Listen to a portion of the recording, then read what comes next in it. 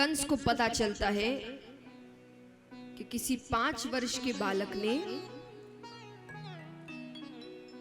पूरा गोवर्धन पर्वत उठा लिया।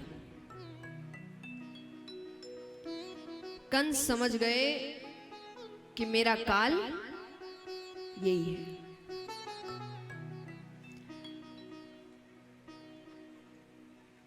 अब उसके बाद तो उसने सब पता लगा लिया कि भगवान गोकुल से कहां चले गए, किसके घर में रह रहे हैं, घर में कितने लोग हैं, नंद बाबा, यशोदा मैया, बलदाऊ भैया।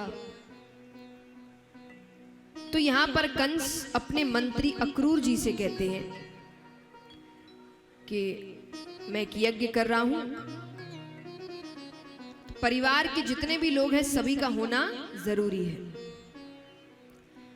तो मेरे 2 भांजे वृंदावन में हैं, जाकर लेकर आओ। अक्रूर जी जानते थे कि ये प्रेम तो है नहीं, फिर भी जाते हैं, राजा का आदेश हुआ है। यहां पर भगवान जब अक्रूर जी घर पहुंचे नंद बाबा के, तो ठाकुर जी बलदाऊ भैया गैया चराने गए हुए थे। नंद बाबा बार बार पूछ रहे हैं कैसे आना हुआ, कैसे आना हुआ। अक्रूर जी कहे एक बार दोनों बच्चे आ जाए फिर बात करते हैं। अरे तब तक भोजन कराइए, ये करिए, वो करिए, इधर उधर की बातें कर रहे हैं। अब यहां पर जैसे ही भगवान शाम के समय घर लौटते हैं, अपने घर के अंदर पैर रखते हैं कि उनकी पहली नजर ही अक्रूर जी पर पड़ती है। और अक्रूर जी को देखते ही भगवान का दिल बैठ जाता है। कैसे? ये खास करके प्रश्न बच्चों के लिए है या माताओं के लिए है जिनकी शादी यहां हुई है और पीहर कहीं और है। तो कौन कौन है जो साल में एक बार अपने नानी घर जाते हैं? हाथ उठाना। मजा आता है वहां पे?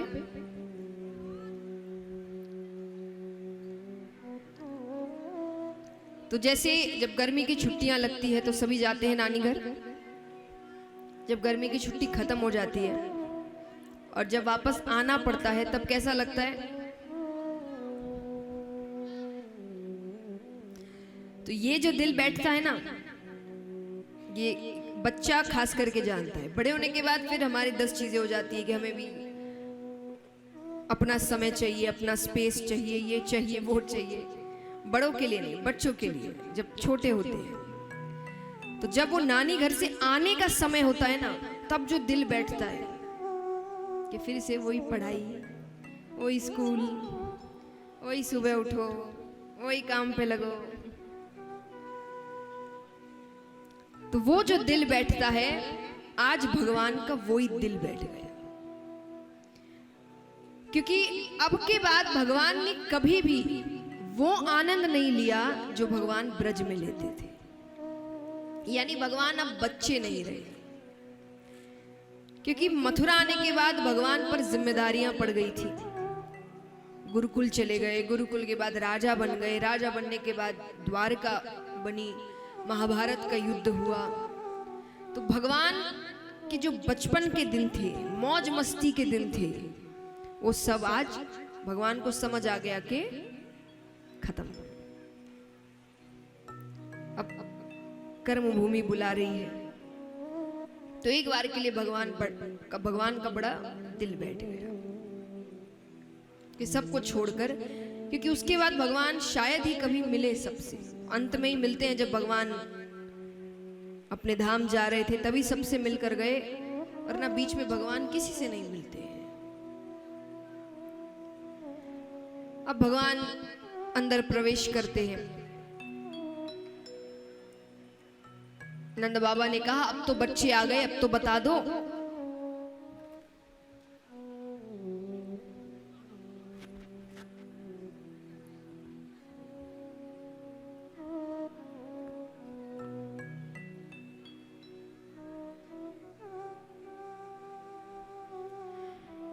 नंद बाबा ने कहा कि अब तो बच्चे आ गए, अब बता दो।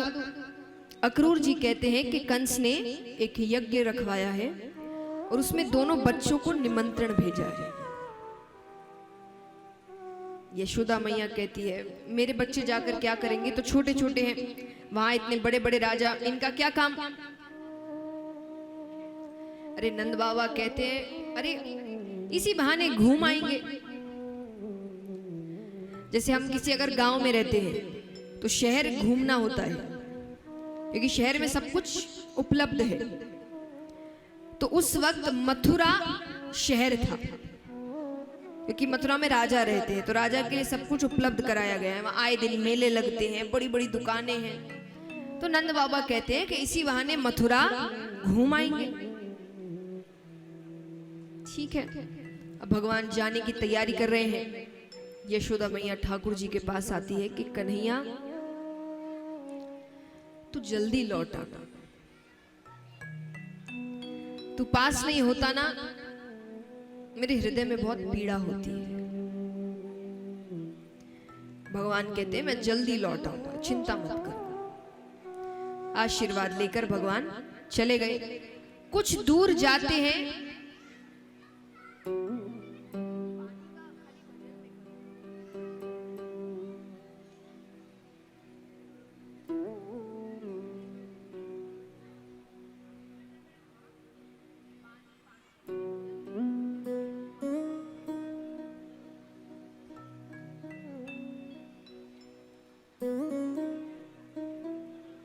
तो महाराज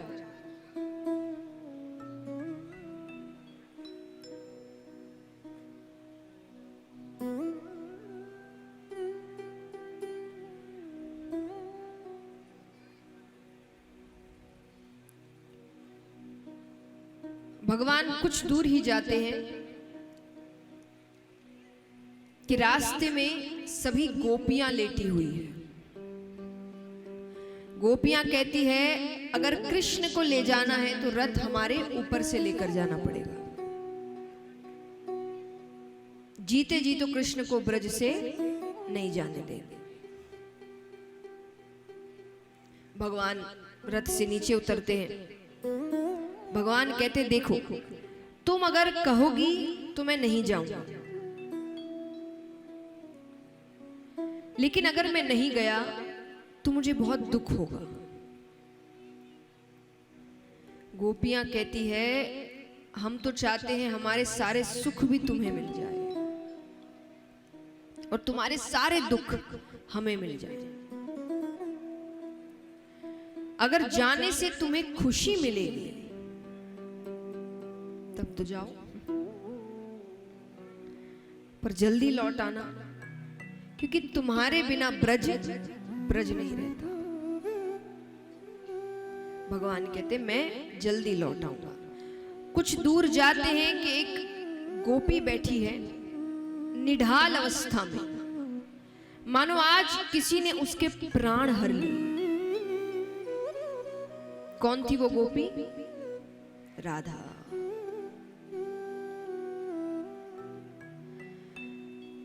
भगवान राधा जी के पास जाते हैं। भगवान कहते हैं राधे तुम्हें तो सब पता है कि मुझे कब क्या करना है, कहां जाना है, मुझसे ज्यादा तुम जानती हो,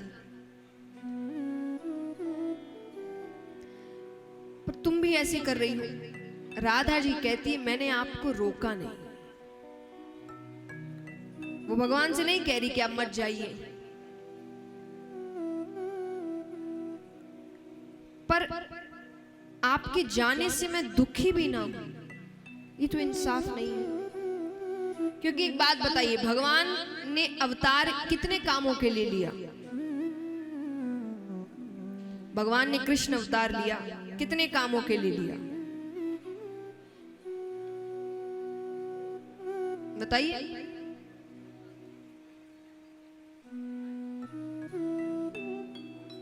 कंसवध और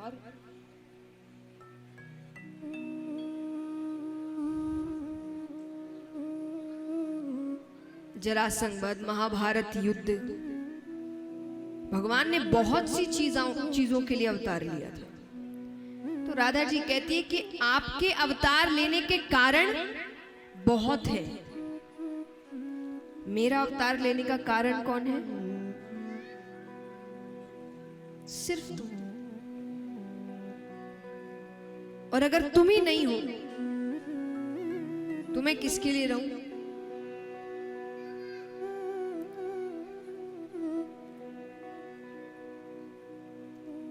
तो राधा जी कहती है कि फिर भी मैं रोकूंगी नहीं, पर मुझे उदास होने का हक नहीं है। ये तो गलत बात है। मुझे दुखी होने का हक नहीं है, क्योंकि जो एकमात्र कारण है मेरे अवतार का वो जा रहा है। तब भगवान राधा जी को अपनी बंसी देकर जाते हैं। भगवान ने उसके बाद कभी बंसी नहीं बजाई। वो राधा जी को देकर जाते हैं और कहते हैं कि मैं आऊंगा, इंतजार करना। चले गए। कुछ दूर जाते हैं, ग्वाले मिलते हैं। ग्वालों ने कहा हम भी चलेंगे, हम भी मथुरा घूमेंगे। चलो, भगवान उनको साथ ले लेते हैं। अब मथुरा पहुंचते हैं।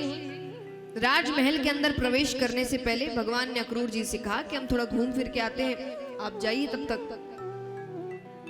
ग्वाले कहते हैं कि पहले बताना था कृष्णा कि हमें राजमहल के अंदर जाना है, हम अच्छे कपड़े पहन कर आते। भगवान कहते कपड़ों का क्या है, वो तो यहीं से ले लेंगे। तो सामने से एक धोबी जा रहा था, हाथ में बहुत सुंदर सुंदर कपड़े लेकर। भगवान उसे कहते हैं कि कुछ कपड़े हमें भी दे दो। वो कहे कि मैं राजमहल का धोबी हूं, तुम्हारी मृत्यु निकट आई है क्या, मुझसे कपड़े मांग रहे हो? भगवान कहते तो तुम धोबी हो, तुम्हारी खोज तो मुझे राम अवतार से है। बहुत मनमानी की तुमने उस वक्त, मैं मर्यादा में था, मैं कुछ कर ना सका। वहां का गुस्सा भगवान यहां उतारते हैं। कपड़े लेते हैं। अब कपड़े तो सब बड़े बड़े वो राजाओं के हैं, कंस के हैं, सब ढीले ढाले आ रहे हैं, छोटे छोटे बच्चे। तो एक दर्जी के पास गए, उससे कपड़े ठीक कराए। भगवान जिस जिसके पास जा रहे हैं मदद के लिए, उन सब का कल्याण कर रहे हैं। कपड़े ठीक कराए। भगवान कहते अब क्या चाहिए? बोले थोड़ी मालाएं मिल जाती तो। मालाओं का बहुत चाव था पहले। तो एक माली के पास जाते, कुछ मालाएं लेते हैं। भगवान कहते अब क्या चाहिए? बोले बस थोड़ा सा चंदन लग जाता तो सामने से एक औरत जा रही थी, उसके पीठ पर एक कुबड़ निकला हुआ था और 3 अंगों से टेढ़ी थी।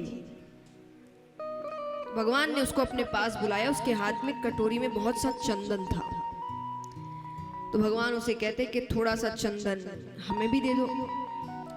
भगवान का इतना सुंदर रूप देखती है वो कहती है दूंगी नहीं, अपने हाथों से लगाओ। भगवान कहते लगाओ। अब भगवान ऊंचे उठ रहे हैं। अब वो कोशिश कर रही है पर उससे उठा नहीं जा रहा। भगवान और ऊंचे होते। भगवान कहते अरे जल्दी लगाओ, समय नहीं है मेरे पास। बड़ी कोशिशें कर रही है। अंत में भगवान ने अपना एक पैर उसके पैर पर रखा, हाथ पकड़ा और जोर का झटका दिया। वो झटका देते ही जो कुबड़ था पीठ पर वो ठीक हो गया, जो 3 अंग टेढ़े थे वो ठीक हो गए और वो खड़े होकर अपने हाथों से भगवान के सर पर चंदन लगाते। अब यहां पर भगवान ने अपने मित्रों से कहा कि काम करो, एक मेला दिखाते हैं कि थोड़ा घूमो तुम, हमें राजमहल में एक छोटा सा काम है, हम वो काम करके आते हैं। भगवान ने देखिए अंत तक, माने जहां तक उनसे कोशिश हो पाई, उन्होंने बताने नहीं दिया ब्रजवासियों को कि वो कौन है। तो भगवान कहते तुम थोड़ा घूमो फिरो, हमें काम खत्म करके तुमको अंदर बुलाते हैं। ठीक है।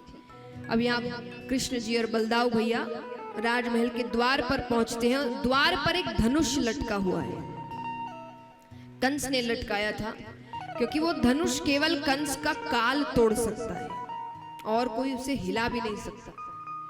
तो भगवान देख रहे हैं। बलदाऊ भैया कहते काम शुरू कर दो।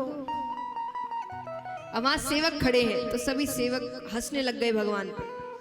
सब छोटे हैं ना, बच्चे ही तो हैं। तो वो कहते हैं कि बच्चे देख तो ऐसे रहे हैं जैसे बड़ा धनुष को तोड़ देंगे। भगवान ने धनुष को ऐसे तोड़ दिया मानो एक बच्चा एक छोटी सी टहनी को तोड़ता है।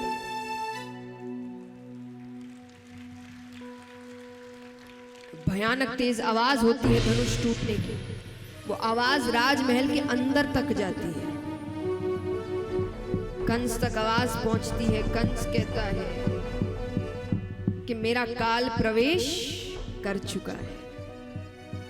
अब वो दैत्यों को बेचता है। बलदाऊ भैया कहते हैं इनको तो मैं ही संभाल लूंगा, तुम कंस की ओर जाओ। दैत्यों के साथ बलराम जी युद्ध करते हैं। भगवान कंस के पास जाते हैं। दोनों के बीच युद्ध होता है। सभी जाते हैं, भगवान के सामने कौन टिक सकता है। अंत में भगवान कंस के ऊपर बैठे हैं।